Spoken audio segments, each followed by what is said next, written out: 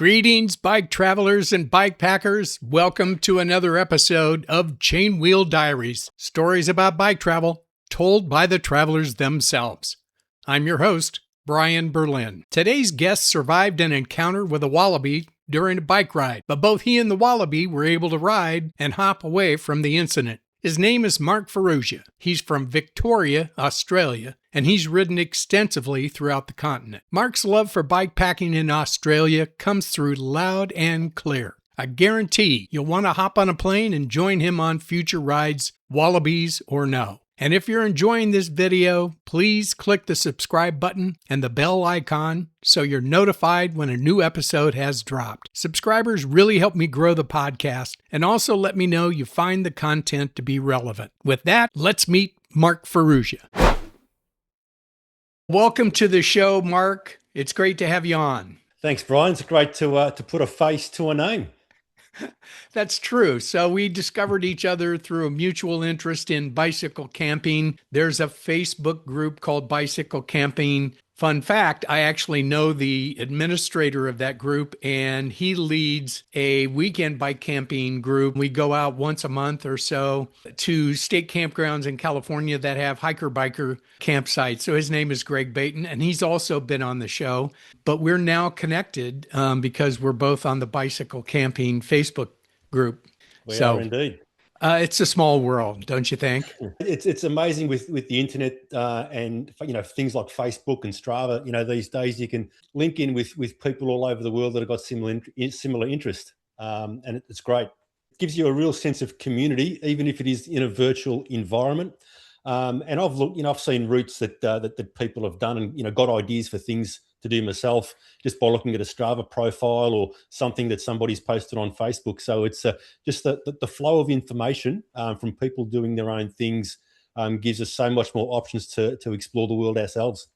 Yeah, and you might find somebody you want to do an adventure with. Again, it's that commonality that kind of links us together. That brings me to my first question is, how did you get started in bike camping, and was there a progression from, I rode what I had until I knew I needed something better, or how did that get started for you? I started cycling probably a little bit later than most. I think I was about 25, 26 when I first bought a bike, and I'd finished university, gone overseas for a couple of years, and backpacked through Africa, Northern Europe, Central Europe as well. And I'd gotten back home, having a fair bit of trouble just adjusting to the new or normal lifestyle.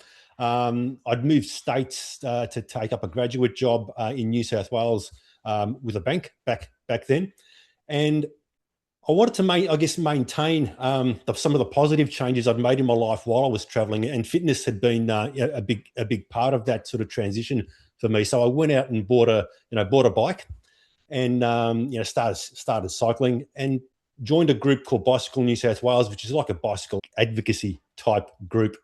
And there was an ad in some of the social pages for a guy who was looking at getting people together to do a weekend trip. And I didn't have a tent, I didn't have any sleeping equipment, that sort of stuff. But it really interested me. So I gave him a phone call. I think this was like on the Monday or the Tuesday, with the ride being on the Saturday, and me having no equipment.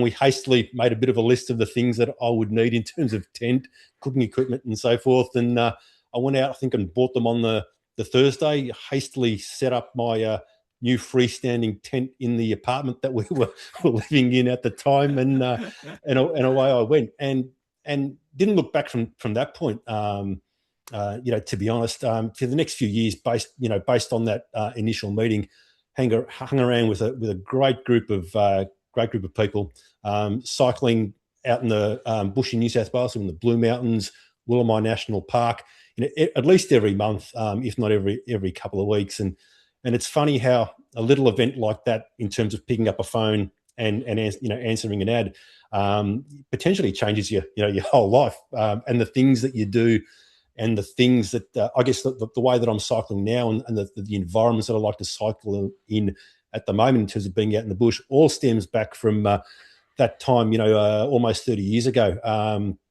when I did pick up the phone, made a phone call, and hit it off with a great group of people. I think that's a fantastic story. And I think it's emblematic of how these groups come together, sharing a common ideal. You know, the trigger is, would you like to go on a weekend bike camping trip? And the thought is, that sounds very interesting. I'd like to give it a go. And what do I need? And you find out what you need and you make the necessary purchases and you practice pitching your tent in your apartment like you did and you get out there. And once you get out there, you find out that the group is very supportive and they also share a lot of their information, how they found their equipment, you know, what kind of advice they got, those kinds of things. Haven't you found that to be true? Oh, 100%. Look, that when I originally started cycling with these other cyclists, and look, we loosely called Team Chaos. So I like it we, you know, already. a loose, a loose term. It was no formal membership, but once you attended the first ride, you were a member and you were pretty much hooked. In terms of the support, I'd only been cycling for a few months, maybe 3 months at that point, and to go from that to cycling with a group who are a lot more experienced, not only from a cycling point of view, but being out in the bush and navigating, and it wasn't always about the gear and who had the best bike and all that sort of stuff, but it was just about making things work. Whether it be something like the stove. Do I get a methylated spirits type stove, or do I get something that burns fuel? And just talking to people about the differences, and there's pros and cons. Nothing's ever perfect, but it's just often about making do with what you've got and going from there. Well said. Let's go to where you've been riding recently. Kind of start there and maybe work backwards a little bit. But where Hmm. have you gone? Look, over the last couple of months, I've done two major trips, both for a week each. One in the Grampians in Victoria, and the other one in the Victorian High Country. The one in the Grampians was 5 days, 4 nights camping out in the bush, sort of picking up water from either rivers or tanks along the way at campsites. It's great to be out in the bush for that length of time. Grampians is really an area that's known for rock climbing and bushwalking. Having said that, there are a lot of bicycle or a lot of dirt tracks that do work well with a bike. Now, the other trip that I did was in the high country, which was probably structured a little bit different. I followed a route called Pints and Pizzas, and that was probably, to be honest, a lot harder of a ride. And you're probably in more remote areas during the day. But the advantage of that particular ride is you had the opportunity to stop in a town each night, and the proviso, or the way that the route was designed around the pints and pizzas was, knock yourself out during the day, climbing hills and pushing your bike up steep, loose bits of gravel. But at the end of the day, you can relax with a pint of beer and a pizza potentially. Well, that's a good name for it. So you're in Australia. You're Apologies, in yes. Victoria. Tell us where that is. Victoria's in the southeastern part of Australia, and I live on the Bellarine Peninsula, which is obviously by the coast. Quite a flat terrain where I live in. However, I'm only an hour or so and 1 to 2 hours away from some really good national parks with bushwalking and cycling, overnight stays and all that sort of stuff, being very accessible to me where I live. When you use the term bush, what does that mean? I guess it usually for me signifies gum trees, dirt tracks, sand, corrugations at times. I guess in terms of from a personal point of view, it also gives me a feeling of or an association with isolation and being out in nature. We've got a lot of wildlife, I guess, in Australia, and sort of coming across and interacting with that on a ad hoc basis as it comes. When you're on the bike, it can be quite interesting at times. Well, we have wildlife encounters where I live. What kind of wildlife encounters have you experienced? Well, I guess when you say I'm from Australia and out in the bush cycling, the thing that people sort of I guess would imagine is snakes, which is obviously a thing that we do have out here, and we do have quite some venomous snakes, but they're never, to be honest, they're never really a problem, especially if you're on the bike, because you're moving quite quick. You do see them from time to time, so they're definitely out there, but they don't cause too many problems.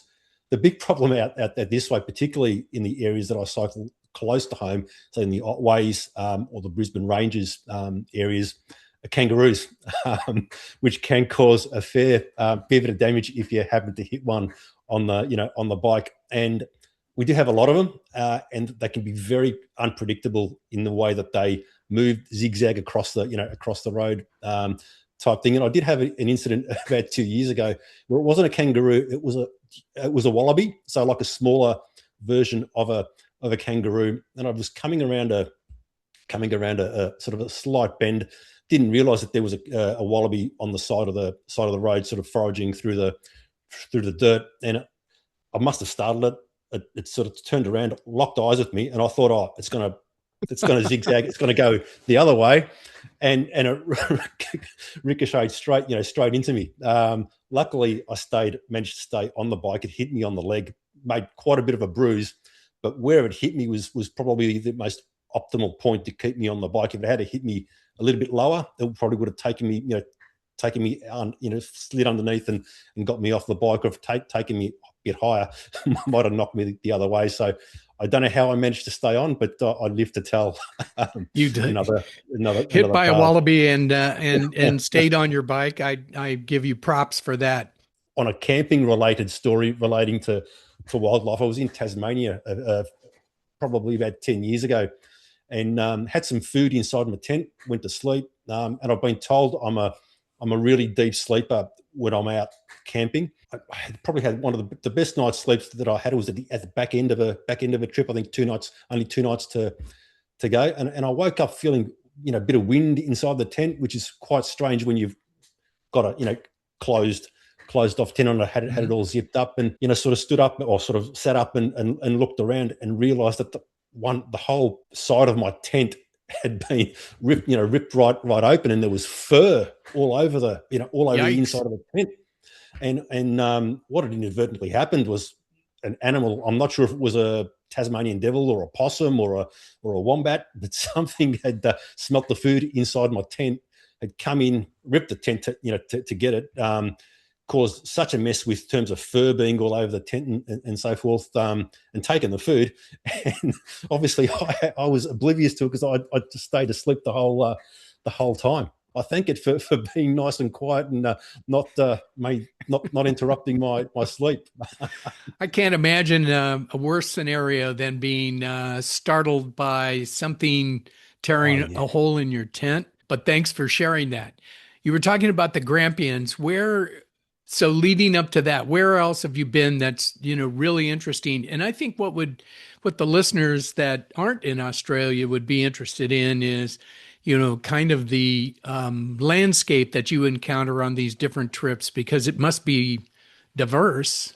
Yeah, look, Australia is quite a diverse country. I mean, it's quite large, so you've got quite a bit of diversity across the nation. But even within small pockets, the Grampians is generally quite flat in the areas around it, but then suddenly just pops up. So it's quite visually quite strong in terms of its the types of things that you see out there. I think probably from probably for an American audience, which I think's mostly your target market. One of the most interesting trips that I did was from Cairns to Cape York. So that's in far north Queensland. It's from Cairns up to the most northern point of Australia, and that's sort of like your real Crocodile Dundee type country.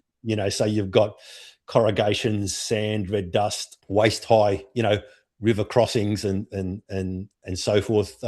Along that part of the country, there's no train network as such, but there are. I don't know if I say road trains, if you know what that term means. Is that like a freight train, just freight yeah, only? Yeah, correct. Yeah, okay. A large freight train, a big train that would carry 3, 4, maybe 5 trailers behind it, so quite long.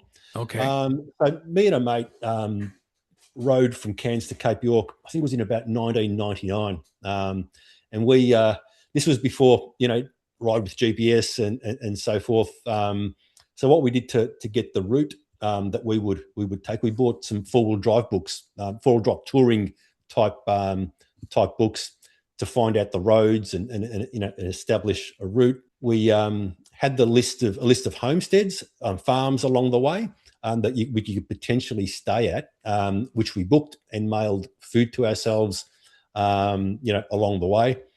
And we were gone for, I think, about was it 3 weeks, maybe a month, to do that trip. And this is, I guess, your real outback type Australian sort of country where you've got big open spaces, lots of sand, termite mounds, and corrugations and so forth. Quite different to where I currently live, which is close to the Otways, which is a lot more greener, like rainforests Mm. and so forth. So yeah, it's quite a diverse country. Fascinating. And it's hard to get my head around it. But if I think about it, America is quite a diverse country as well. We have mountains, we have deserts, we have oceans. So I get what you're saying. And it's nice that you're able to find varied landscapes to ride on. What kind of road surfaces are we talking about? Well, the Cape York trip is, I guess, at one extreme where you've got sand well past your ankles that you can't really ride a bike unless you've got a extremely wide tire. So there's a lot of Mm. pushing. Um, that's at one extreme. The terrain that I generally ride in is a mix between, I guess, gravel and mountain biking sort of type terrain.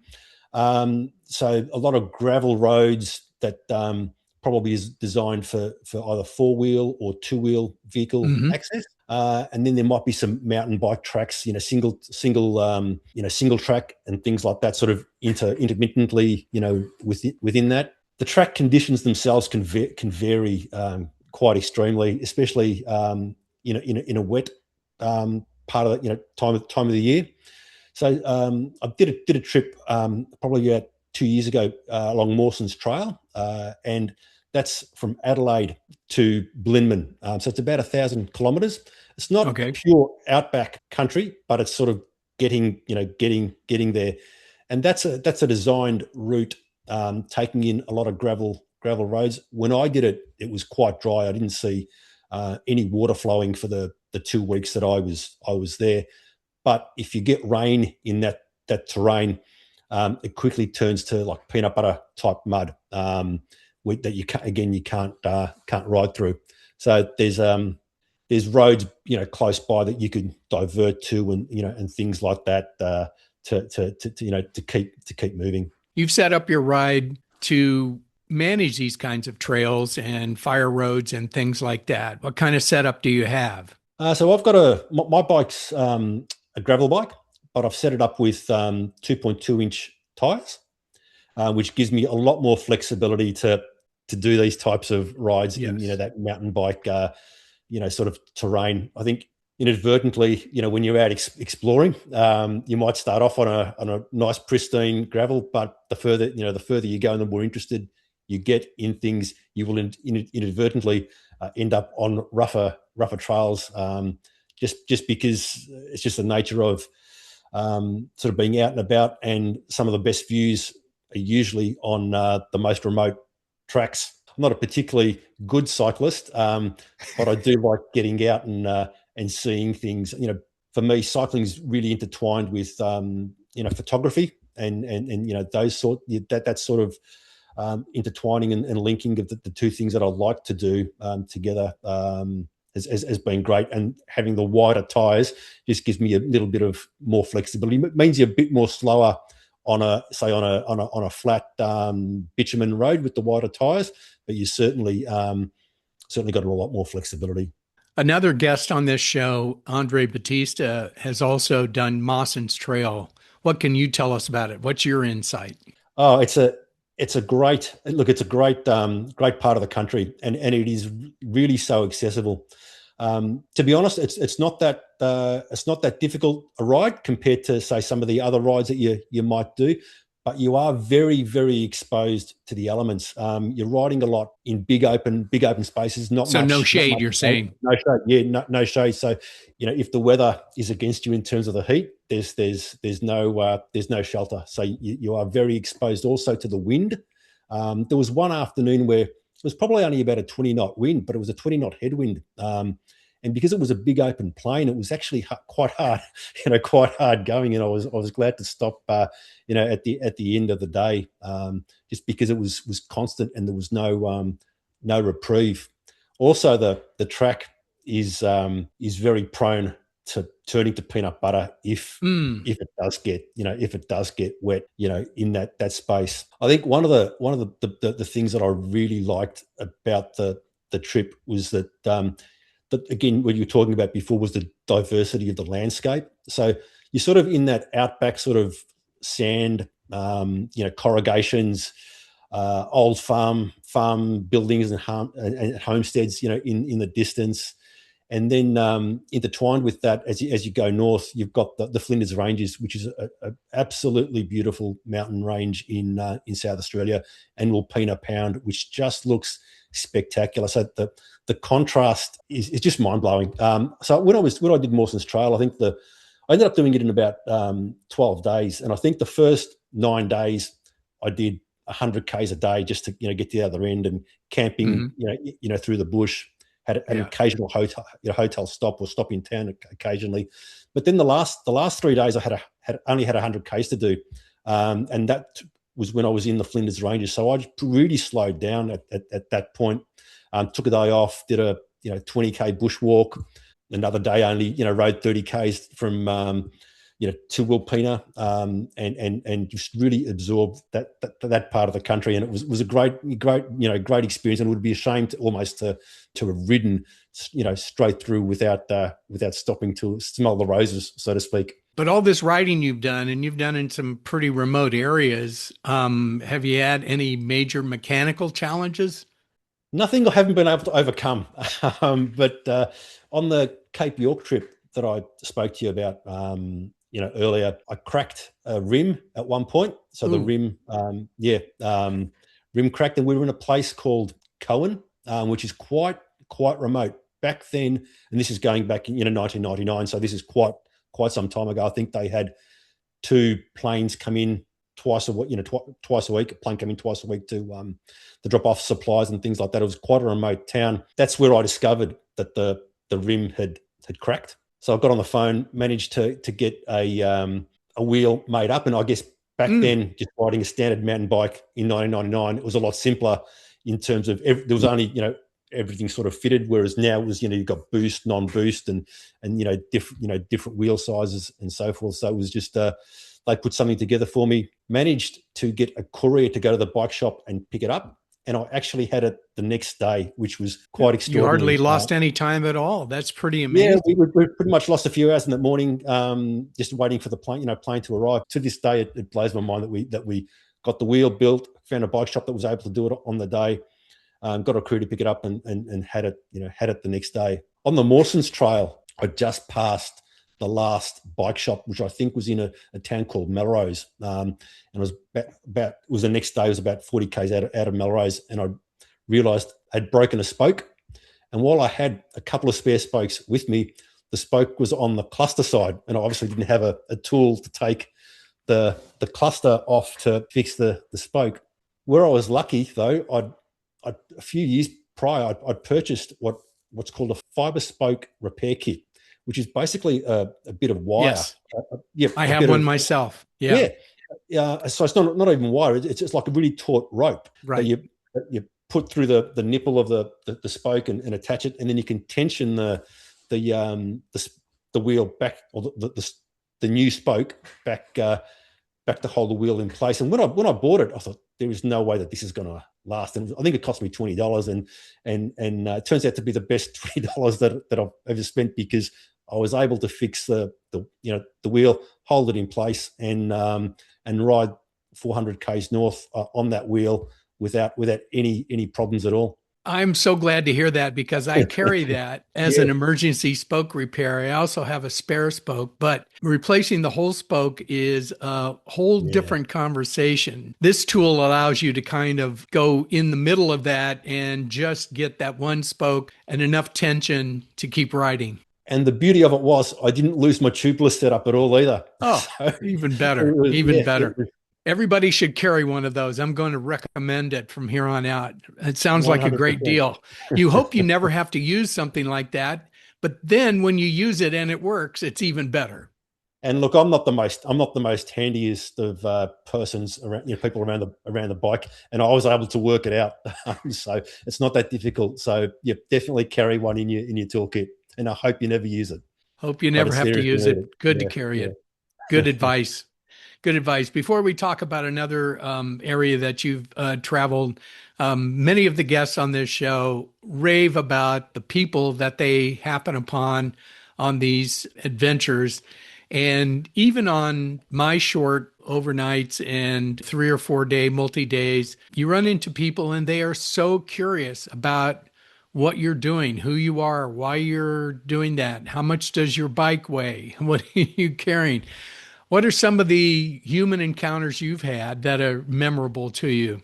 Look, I think the most memorable one that I had was actually in New Zealand, where I decided to go and do the a brevet. So it's a like a big. Yes, Brevet. Yep, brevet, Yep. brevet, yep. So I decided to do the tour Aotearoa in New Zealand, which is a 3,000 kilometer ride from the Yeah. most northern point of the country to the most southern point.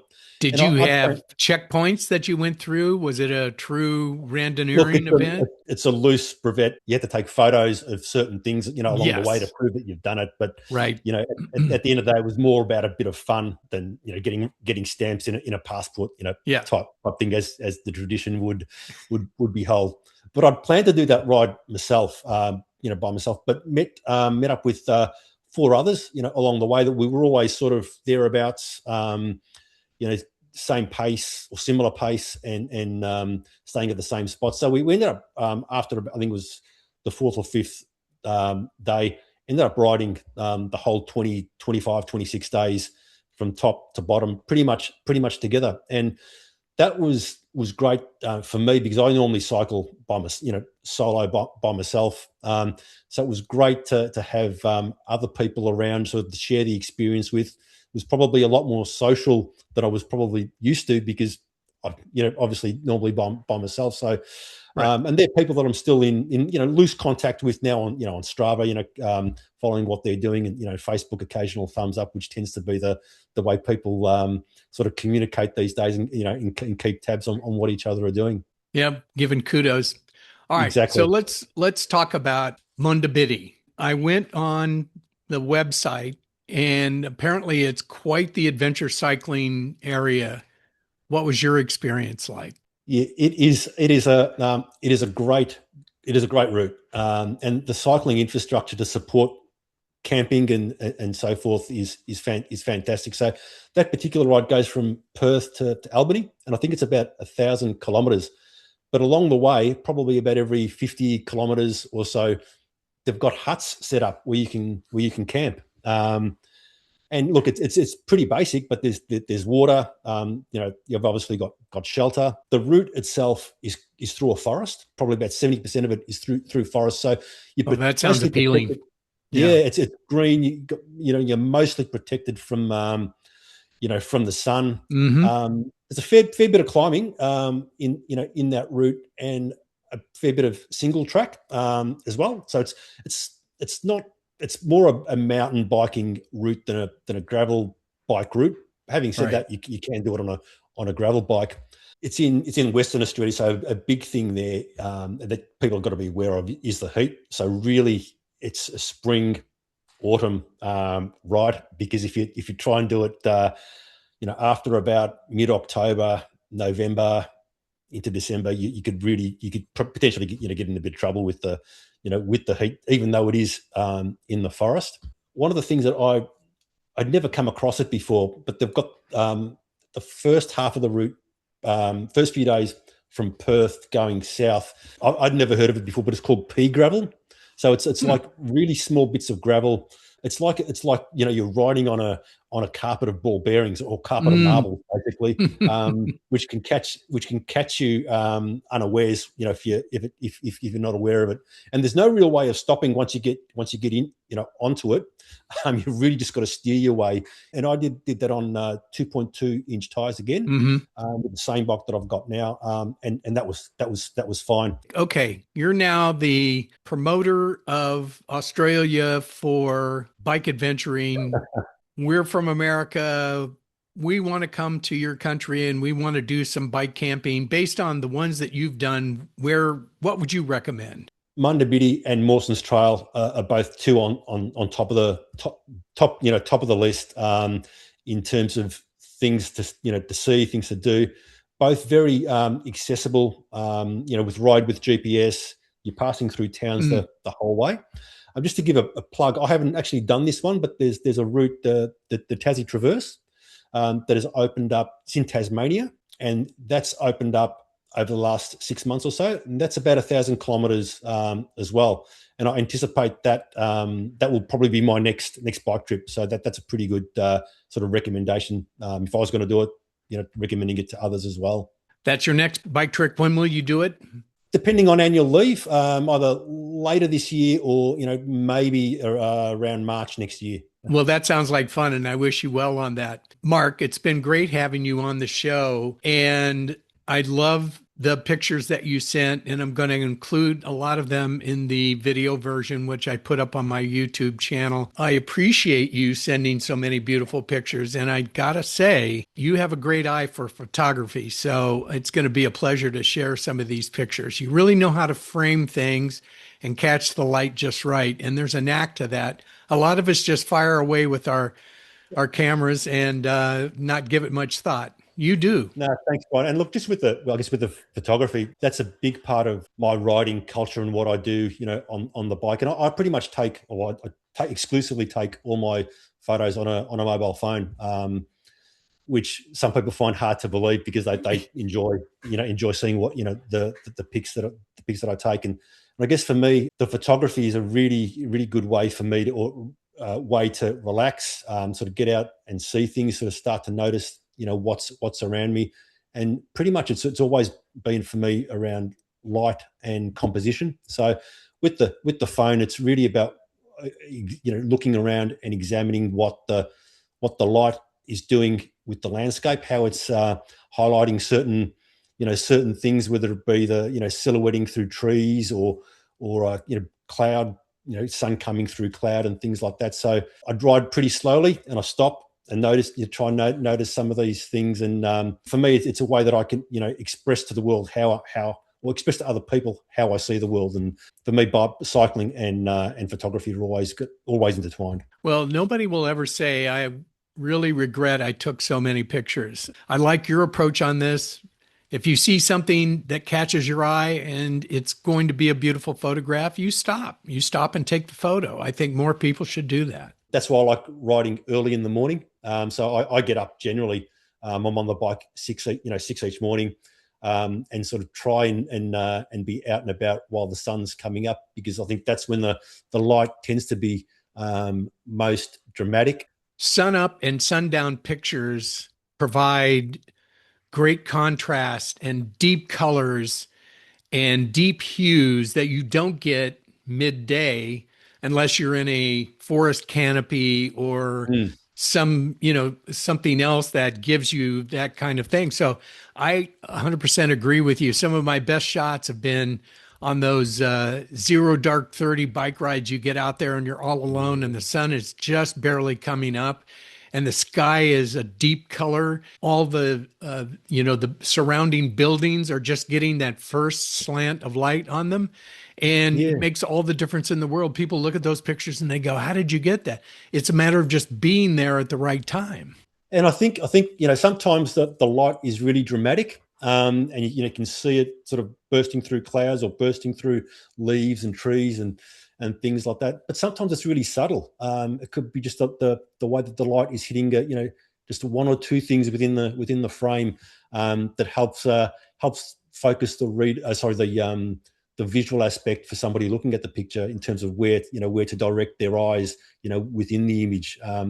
So for me, taking photos is the way I think I express to others how I see the world and what I enjoy doing and how that relates to the bike. For me, the two things are intertwined, and they're both things that I enjoy. Well, Mark, you're my first Australian on the Chainwheel Diaries podcast, and I hope to have more in the future, but it's been great. So that's a special event for me, and I hope it's been a special event for you. No, look, thanks for the invite, Brian. I really appreciate you noticing my pics on the Facebook group and inviting me to come on the show. Wow, Mark's photos are amazing. I hope you enjoyed meeting Mark as much as I did. And please be sure to click the subscribe button and the notification bell. See you next time on Chainwheel Diaries.